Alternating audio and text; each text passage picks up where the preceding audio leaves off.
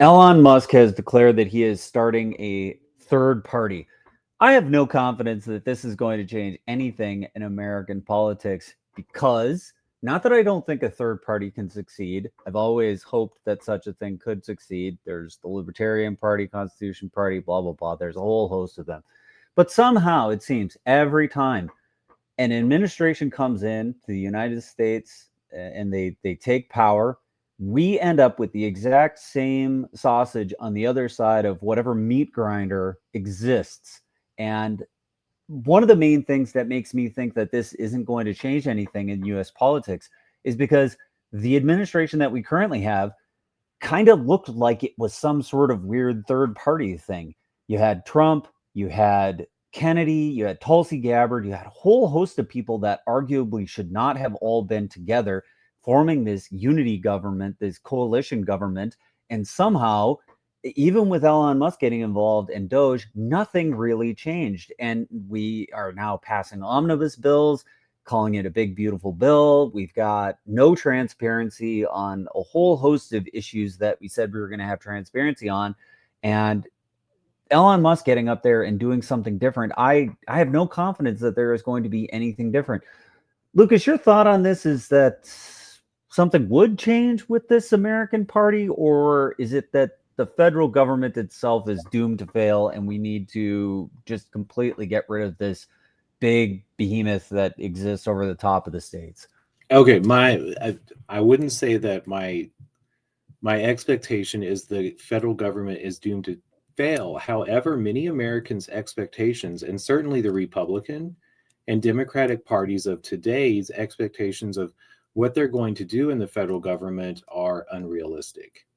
And so when I see, well, it seems like what Trump is doing in his administration is just crazy and completely out of bounds with what anybody ever thought a president could do. I mean, we have people who are looking at the things that he's doing and saying, we've never even had to deal with this as a constitutional issue because no one deigned to do what he's trying to do. It's like, this is so outside the bounds of anything any other president's done before. Oh, most of those people are cherry picking or ignoring a bulk of American history.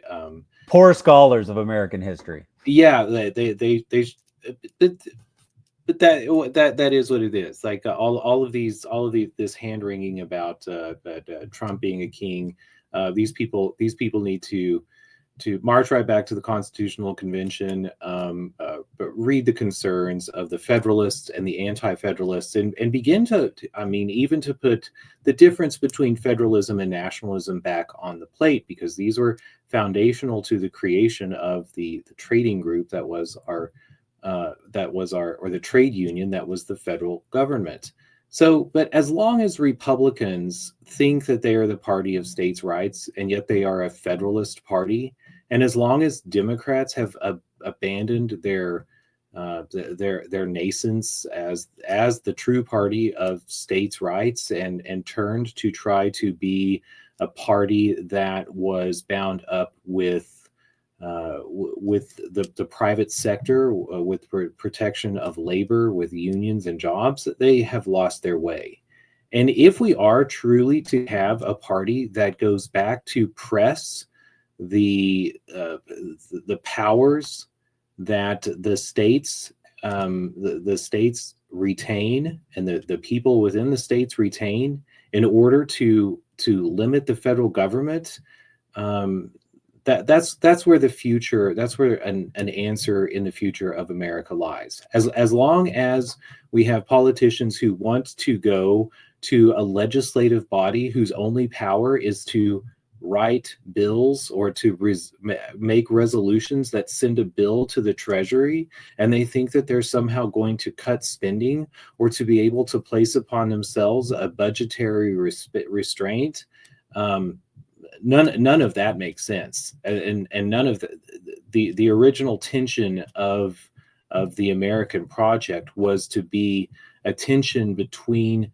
governments, and for people to retain their rights through the tension of those governments working against each other. And I do mean the national state governments and the federal government. The Well, federal. I mean, if we're supposed to have tension, I mean, we definitely have tension between the federal government and the states. I mean, this is playing out between the federal government and California. This is playing out in spades. I just don't see how the resolution is supposed to happen. I mean, like, how is this actually supposed to play out? Because other than a state like California just straight up saying, you know what, if we're not going to get back what we gave in funding for our schools or whatever it is, we're just going to stop sending you money. And this is setting up like a bigger fight between, like, what does it even mean to have this federation of states? Like, if if California says you're fundamentally failing to do the job and you're antagonizing us, you're withholding funds, you're doing things that are the antithesis of a synthesized government, this is like a new war between the state itself and the federal government, and it's being precipitated by Donald Trump. I mean, I don't know what to say. Like, he's deliberately antagonizing California, like the biggest donor state in the entire country. Well, it's not the biggest donor state in the entire country though, and this is an old fight. Wait. Help me understand that. It's not the biggest donor state. When I say donor state, I mean states that contribute more to the budget of the federal government than they take back. Like, that's what I meant by donor states. Like, there's a state which does that more than California. And California has a large GDP. They do contribute, but their contributions are nothing compared to the real funding of the government. And the real funding of the government comes from debt, from the sale No, of. no, I understand that. That's not what I'm talking about. When Well, I but think about how that works. So the United States, the federal government creates money, and whenever they have had any issues with the states since the Civil War, what have they done? They've sent paper dollars to that state. So they have brought those states into line, and instead of the states holding the power and saying, "Ooh, we don't like that budget. We don't like those things that you're spending money on. We're not going to finance that."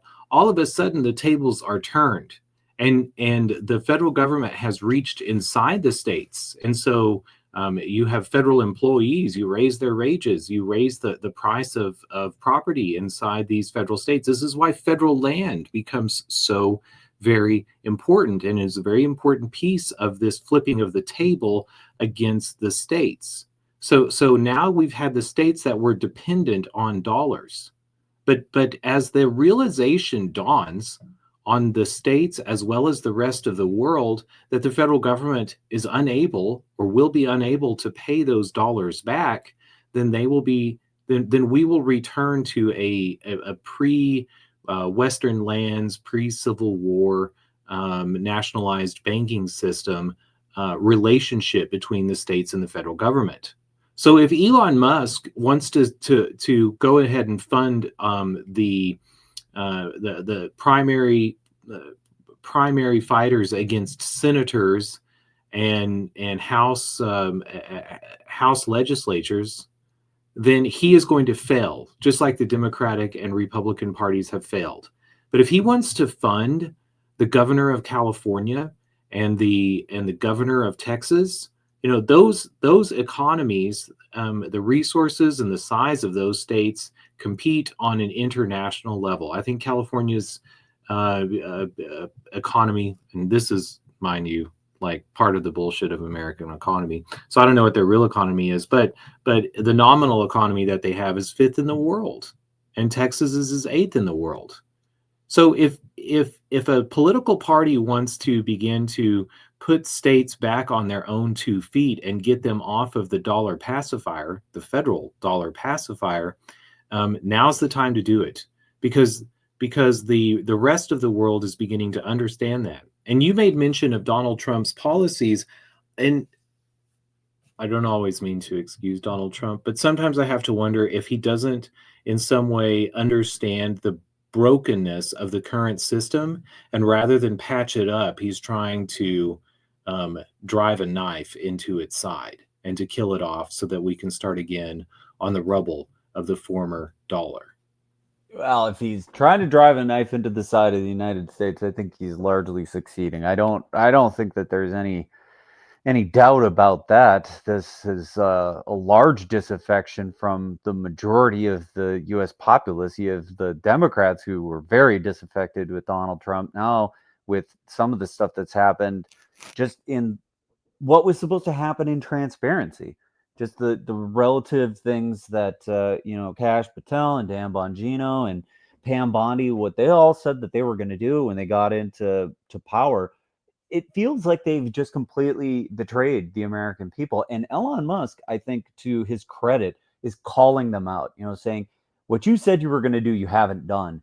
And if this is because of whatever is happening with the interference in American politics from foreign states, if this is, however American politics have been messed with, if this is what Massey's been talking about, if this is how American politics has been corrupted, then we are seeing it center stage here, because there were campaign promises that were made not even 6 months ago. It's like 6, 7 months ago, we were hearing what the administration said they were going to do, and it has been completely flipped on its head, and we got none of it. We didn't get anything about JFK files, what was supposed to happen with what Kennedy said he was going to do, and reforming pharmaceutical ads on TV. There were just a whole swath of things that we heard there was going to be change, and what we have is the exact same thing we've always had, and things are getting worse. Like, it just seems like whatever meat grinder there is not allowing for change to exist. And if Donald Trump has this grand plan that what he's going to do is to kill off the federal government in a way that it can be rebuilt in the ashes, and from that the states reassert their power, well, I'm not confident that he has this grand plan. Well, and he probably doesn't, but whenever I've heard, I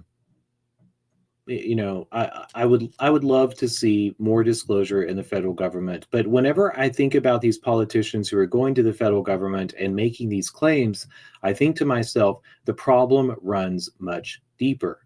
And when we talk about the deep state, what we're really getting to is assumptions that are made on the policy making level, and those assumptions that that the United States needs to be stronger in order to maintain their position in the world, or that we need to rely on taking from other countries.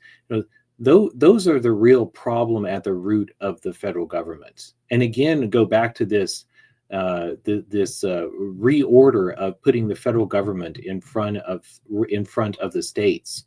But Donald Trump has a much deeper problem in rooting out that line of thinking as taking precedence in the policy making of the federal government. And if he's to do so, then I've wondered how you do it. And then I look at Donald Trump's modus operandi, and that is to draw people close and then throw them under the bus. So I can't help but wonder if that's what we're seeing here. And I think, again, I've talked about it before, but his conversation with Tucker Carlson in the campaign, whenever he talked about and took a lot of flack for the statements that he made about Liz Cheney and John Bolton. And it seemed like he wanted to play the old game of attacking their method of thinking, and that is to not trust anyone and to use force to further American relations throughout the world. And Donald Trump tried to take them on head on. Now it seems to me that he is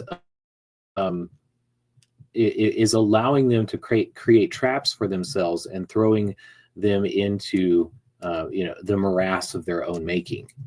I'm not sure if that truly is what happens with our relationship with Israel as Benjamin Netanyahu runs to ask for more weapons, but he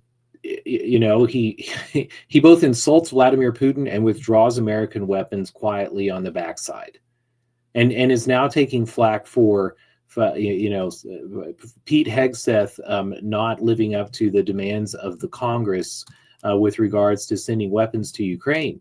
But when I begin to break apart what Donald Trump does, yes, he's lying to a lot of people, but I think it's because the power that he's fighting is within the federal government, and is that whole unification of shall we say, defense or offense or war-minded people who would rather rely on force uh, than establishing boundaries of sovereignty and independence for America. Instead, they want to they they want to project American values on the rest of the world, and that I feel like is what So Donald Trump is let's really fighting. rewind to when Kennedy is running for president. So Kennedy is running for president. He starts out as a Democrat, switches to an independent candidate. He's running with Nicole Shanahan. He suspends his campaign, throws his support behind Donald Trump so that he can get the position of the director of Health and Human Services under the auspices that he could do a lot of what he wanted to do in his presidency through this office.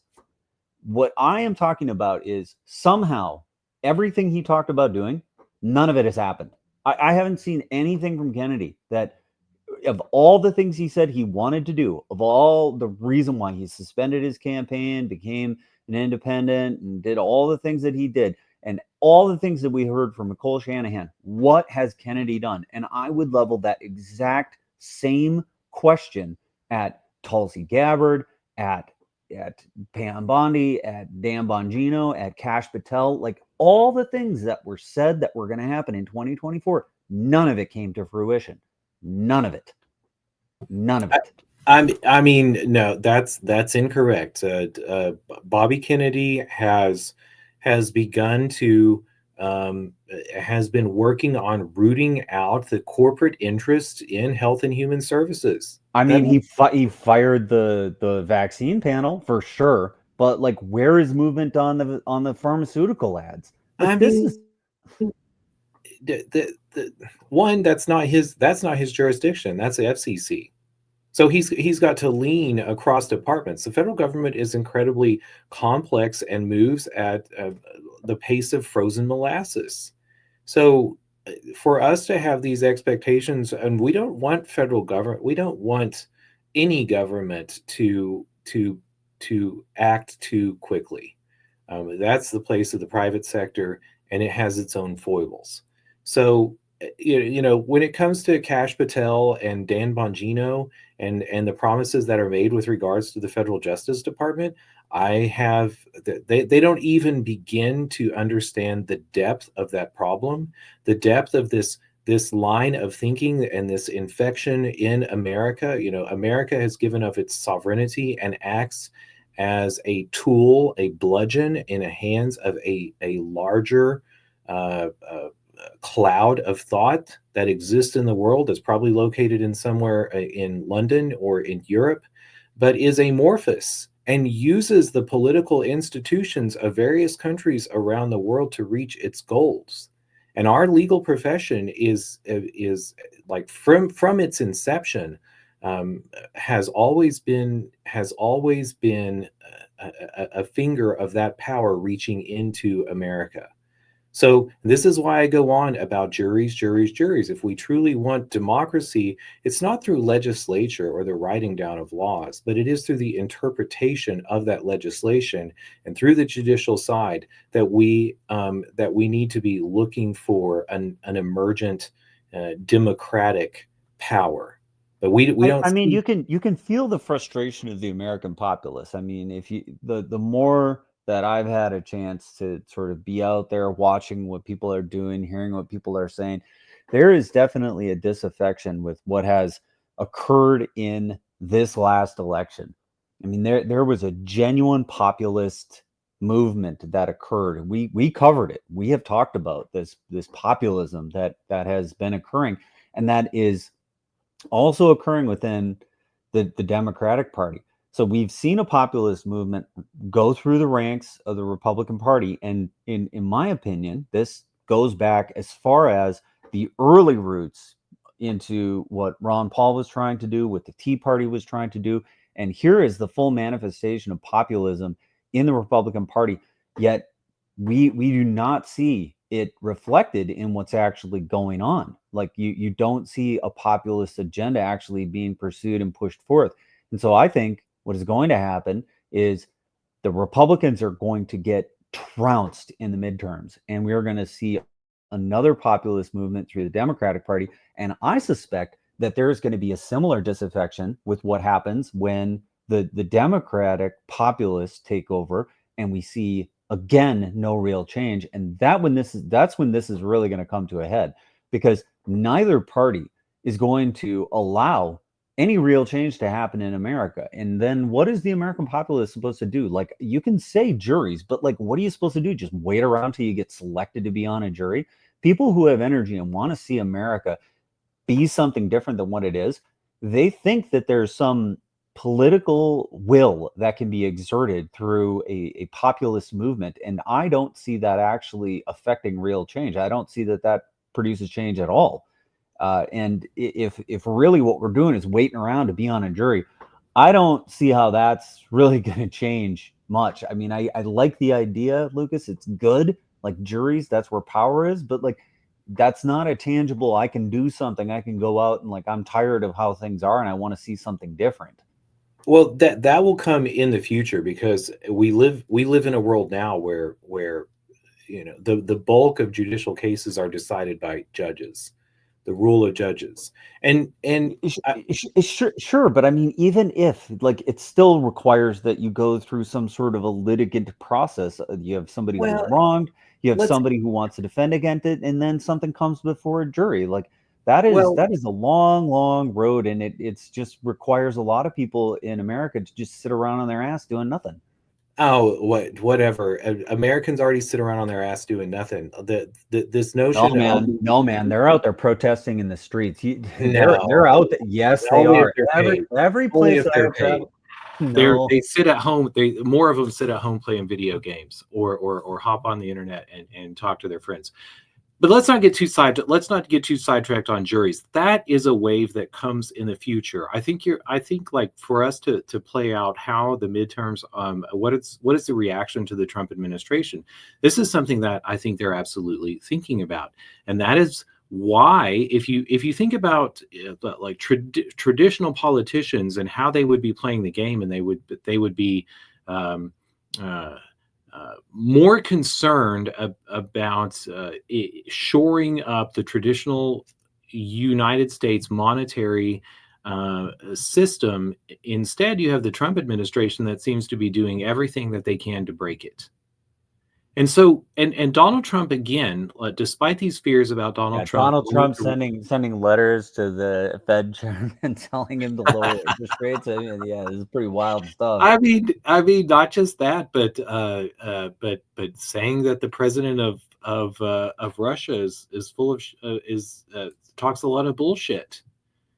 And meanwhile courting, uh, I mean, that really blows my mind. Courting Benjamin Netanyahu, the leader, the barely holding on leader of a very small country, a country with a population smaller than many cities in the United States, with that has an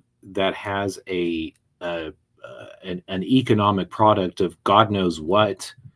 Um, uh, I guess passing back money that is sent to them from the United States. So it's a laundromat. For Donald Trump to be picking them as his uh, as his partner in shoring up the American empire, or the I don't it's we I should again I shouldn't call it American empire.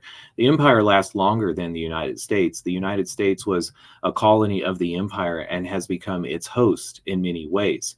And so for him to be fighting that and picking those sorts of allies tells me that he wants to break that system, and that he tried to break that system in his first administration, but using the power of America, and shoring up the American dollar, um, he figured out there was no solution for that. So I don't know what happens in the midterms. I think that the Republicans are losing are losing support left and right. Have you heard of the immigration amnesty? This one has not come across that I heard anything about. So now the Republicans are picking up the Democratic idea to just allow all these undocumented Well, in their immigrants into the way. country and give them amnesty. I mean, again, the Democrats and the Republicans have taken the place of the state governments and said, "Oh, the party is going to operate on behalf of the parties are going to represent the private sector." And the Democrats do so on the workers' side. The Republicans do so on the management side. So the Republicans want to operate on the management side. Were they ever going to kick out immigrants in the United States? I have said one that their the their language during the campaign was with regards to criminals, and that too that they're that the sending out the troops and the Venezuela and Trinidad Aragua has all been has all been a charade to stoke American fears. And I think that has everything to do with bringing back American troops to the United States. But if we look at the numbers of deportations, they're incredibly low. And the Republicans have stopped the flow of immigration across the border, but they haven't actually been going out and deporting large numbers of immigrants. And why? Because the true power behind the Republican Party is, again, big businesses, corporations. And they help corporations grow. They created the national banking system. They created the national trust system. They created the bureaucracies that enforce. Oh, sorry about that. That enforce large corporations. So they were never ever going to kick out the cheap labor that this system relies on. And now they're floating this policy and are talking about, oh, we're going to talk to farm owners, agricultural businesses, construction companies, restaurants, and allow them to select their to nominate people for immigration amnesty. And this will be a play that I think they make before the midterms, so that they can begin to draw back broad support from the center left and from the center right. I I I don't think that will be successful. I think that this is going to be one of the largest turnovers in the midterms we've ever seen. I know that you're saying that the people are out there because they're getting paid to be out there, but I I think things are slightly different this time. This is there is a lot of disaffection with how funding is flowing out of the United States, and we're not seeing it flow into the hands of Americans. And to say that this is going to go well for the Republicans having passed these cuts to Medicaid, I cannot imagine how this is going to go in the midterms. Well, and I to me, this also has everything to do with the economic state of the country, and I don't know what Democrats can do to make it better.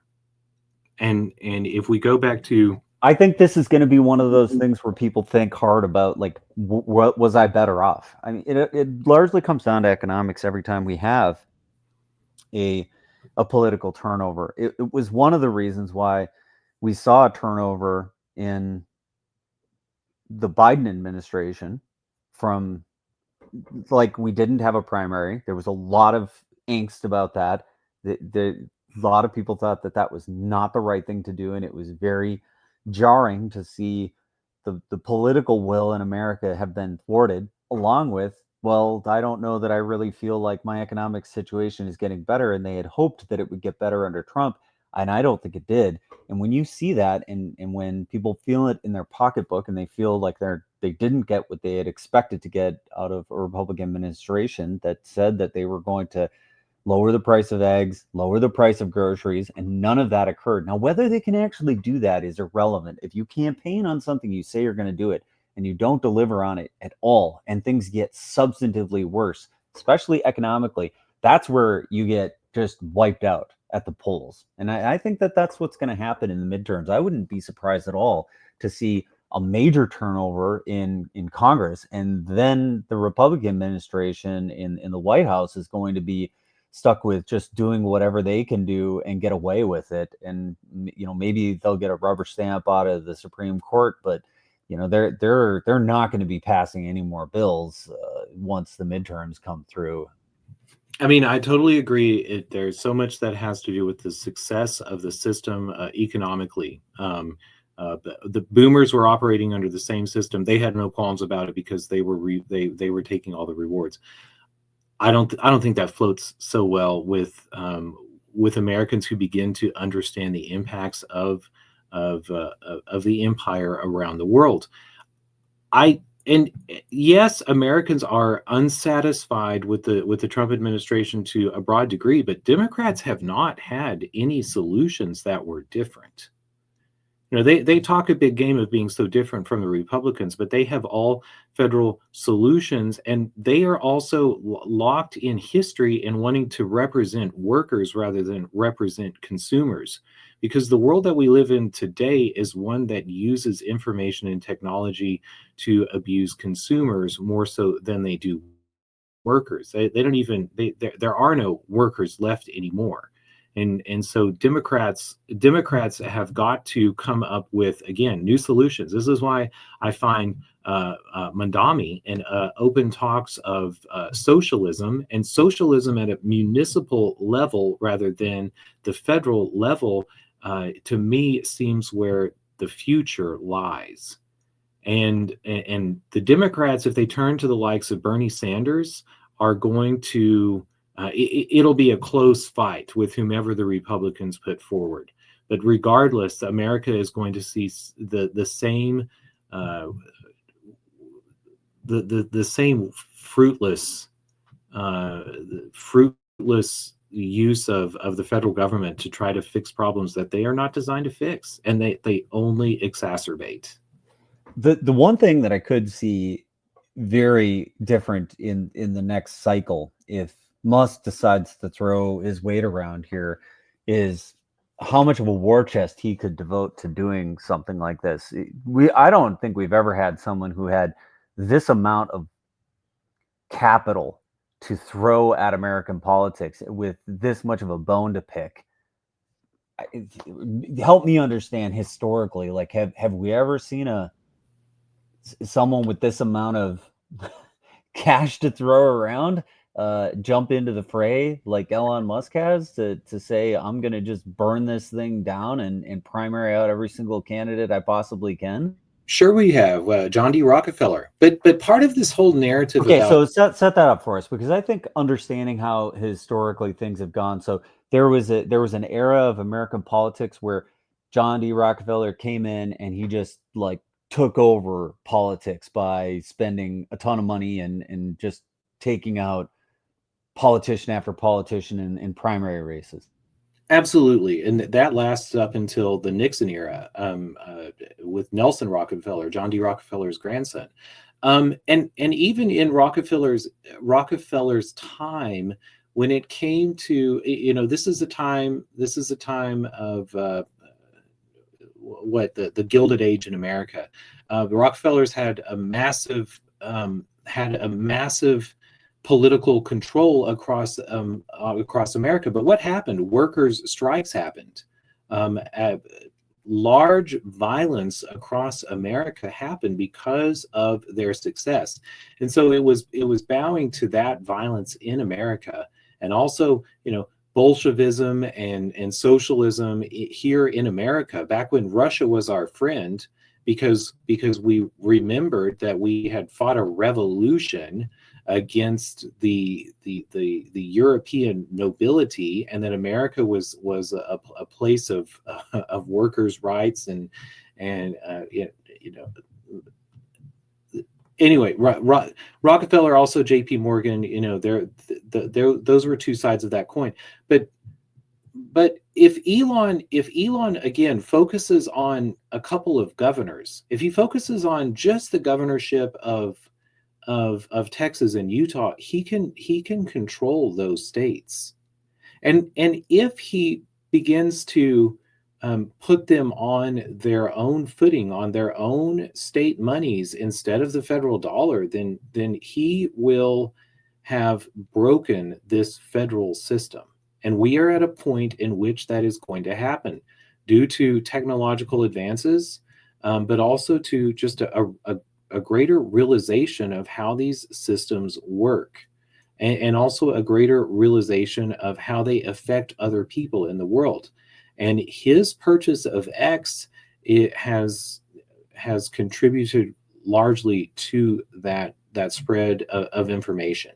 So whenever we come to this narrative about buying votes or the cost of elections, I think that's one of the things that maybe would be different from the time of Rockefeller is Elon Musk not only has a war chest, but he has this social media platform, and he has the compute power behind that to process through sentiment to really look at what's going on.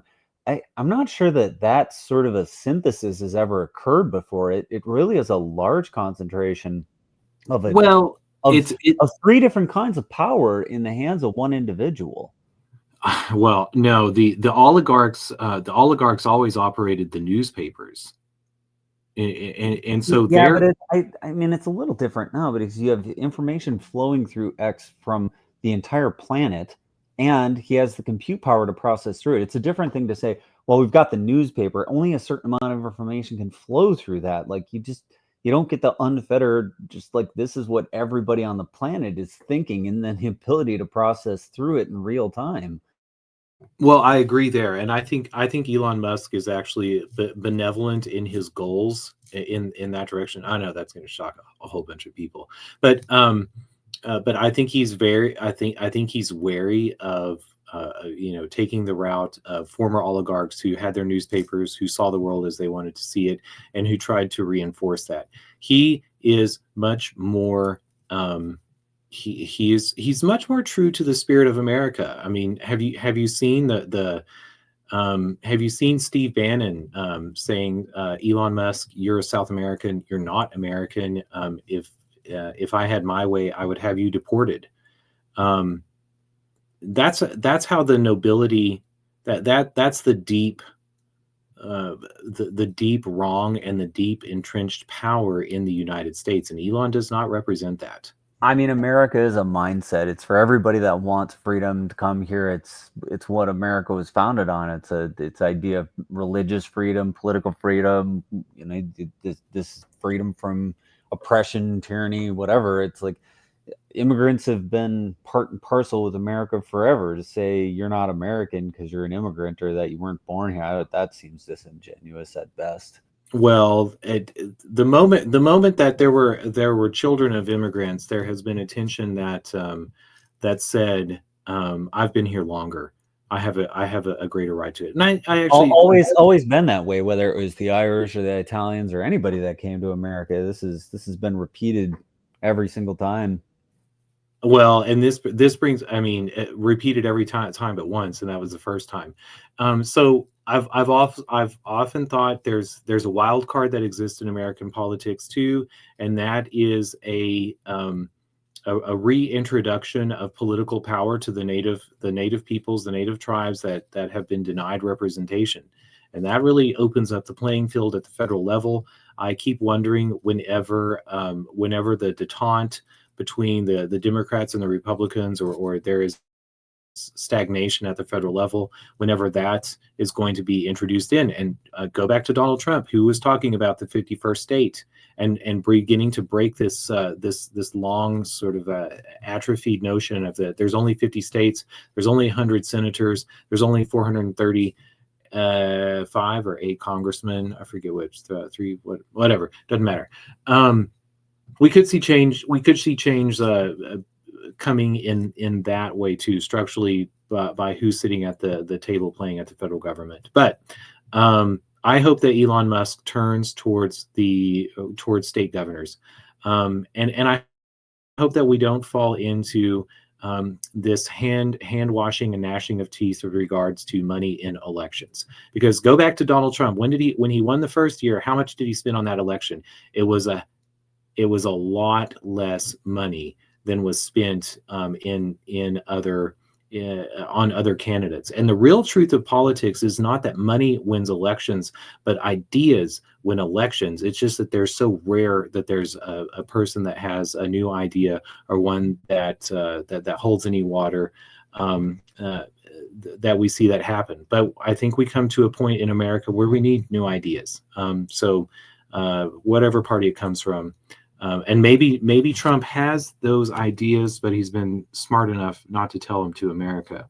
That could be a possibility. But we are at 40 minutes. We could argue about this forever. I'm glad that we had a conversation about this new party. I don't know if you have anything else to add, but that's all I've got. I think we covered it pretty well, and we'll see you next time on FOMO.